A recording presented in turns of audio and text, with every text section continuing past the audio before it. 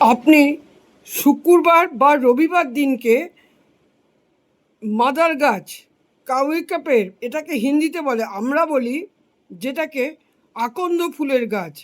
সবার বোঝার জন্য আমি বলে দিলাম, আকন্দ ফুলের গাছ। আকন্দ ফুলের গাছের নিচে শুক্রবার আর রবিবার এটা 11 সপ্তাহ করতে হবে। কি করতে হবে? সিঁদুর নিতে হবে, লাল সিঁদুর দিতে হবে, তার মধ্যে সাদা চাল দিতে হবে, কিছুটা, অল্প কিছুটা সাদা চাল দিতে হবে, আর একটা টাকা ওখানে দিয়ে পুজো করতে হবে।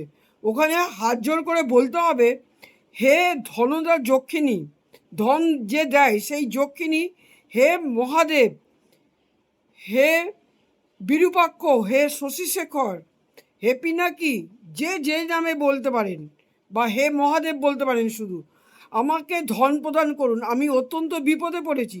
এটা প্রত্যেক শুক্রবার বা প্রত্যেক রবিবার যে যেইবার করবে সে সেইবারই করবে। যদি করতে পারে দেখবেন সে অবশ্যই অর্থ, ধন, সম্পদ লাভ কর্মের মাধ্যমে অবশ্যই করছে।